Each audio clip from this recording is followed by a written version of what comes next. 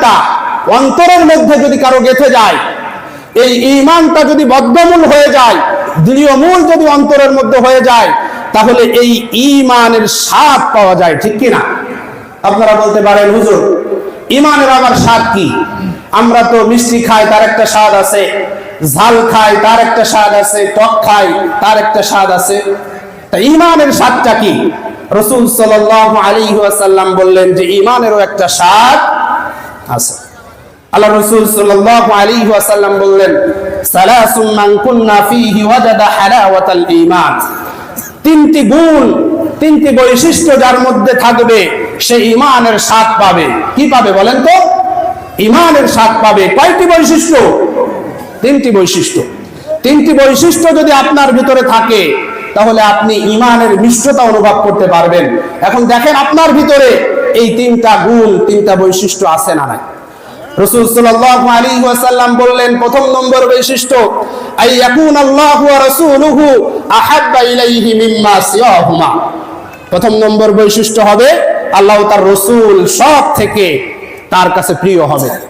আল্লাহ এবং তার রাসূল যে নির্দেশ দেবেন, পৃথিবীর বুকে যত ভালোবাসার মানুষ আছে তার বিপরীতে যত নির্দেশ আসবে, এই নির্দেশগুলোকে তারা প্রত্যাখ্যান করে আল্লাহ এবং আল্লাহর রাসূলের ভালোবাসায়, আল্লাহ এবং আল্লাহর রাসূলের আনুগত্য করে সে জীবনটাকে অতিবাহিত করবে, ঠিক কি না? আল্লাহ এবং আল্লাহর রাসূল আপনার জীবনে বেশি প্রায়োরিটি পাবে।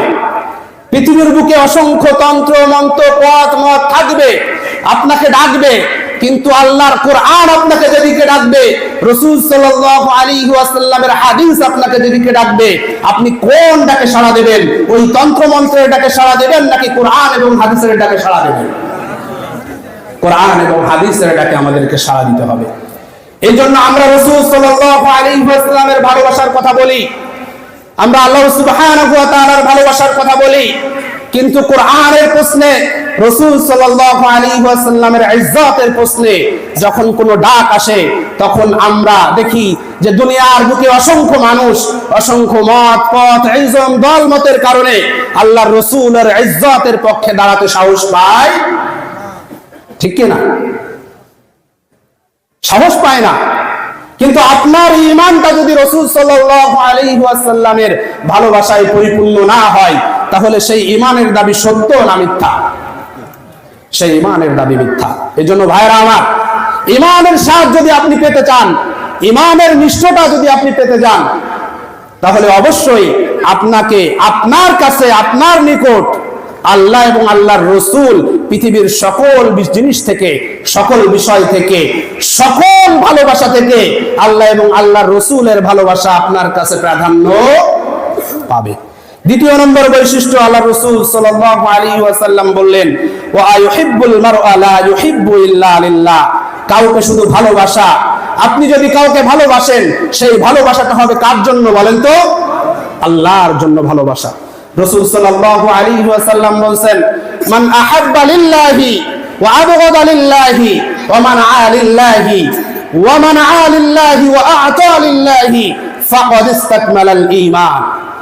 যে মানুষ তার ভালোবাসা আল্লাহর জন্য হয়, যে মানুষ তার ঘৃণা করাও আল্লাহর জন্য হয়, দান করাও আল্লাহর জন্য হয়, দান করা থেকে বিরতও আল্লাহর জন্য হয়, ফাকাদ ইসতাকমালাল ঈমান, তার ঈমানের মধ্যে পরিপূর্ণতা চলে আসে, ঠিক কি না? তাহলে আমাদের ভালোবাসা কার জন্য? আমাদের ভালোবাসা যদি আল্লাহর জন্য না হয়ে কোন দলের জন্য হয়ে যায়, কোন মতের জন্য হয়ে যায়, কোন মতাদর্শের জন্য ভালোবাসা হয়ে যায়, তাহলে সেই ভালোবাসাটা কি আল্লাহর জন্য হবে নাকি দল মতের জন্য হবে? দল মতের জন্য। সাবধান। আল্লাহ রাসূল সাল্লাল্লাহু আলাইহি ওয়াসাল্লাম বলেছেন, অন্তরের মধ্যে যদি কামেল ঈমান, পরিপূর্ণ ঈমান অর্জন করতে চান, তাহলে আল্লাহর জন্য আপনাকে ভালোবাসতে হবে। আমার এক ভাই কালেমা পড়েছে, আমার এক ভাই ইসলাম কবুল করেছে, আমার এক ভাই যেখানেই থাকুক না কেন সে কালেমা পড়েছে, শিরিক করে নাই, সে জয় দলের হোক, যে মতের হোক না কেন, তাকে আমি ভালোবাসবো। সমস্যা আছে কোনো? কিন্তু আমাদের অন্তরের মধ্যে ভালোবাসার মানদণ্ডটা কি হয়ে গেছে? আমাদের অন্তরের মধ্যে শত্রুতার মানদণ্ড কি হয়ে গেছে?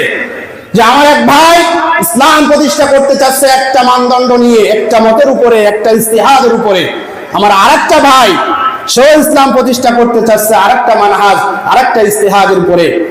আমার এই ভাই ওই ভাইয়ের উপরে এমন শত্রুতামূলক কথাবার্তা আমরা বলছি, যেরকম কথাবার্তা বলা উচিত ছিল কাফের মুশরিকদের সাথে, ঠিক কিনা? কাফের মুশরিকদের সাথে বলা ঠিক ছিল। আল্লাহ রাসূল সাল্লাল্লাহু আলাইহি ওয়াসাল্লাম বলেন, যদি আপনি ভালোবাসেন আল্লাহর জন্য, তাহলে ঈমানের একটা মিষ্টতা আপনি পাবেন। তৃতীয় নম্বর বৈশিষ্ট্য, কুফর। ঈমান গ্রহণ করার পরে কুফরের দিকে প্রত্যাবর্তনকে তেমন ভাবে ঘৃণা করবেন যেভাবে আপনি জাহান্নামের আগুনকে ঘৃণা করেন। এই যে ঈমানের মিষ্টতা, এই ঈমানের মিষ্টতা পেয়েছিল সাহাবায়ে কেরাম আজমাইন রাদিয়াল্লাহু তাআলা আনহুম।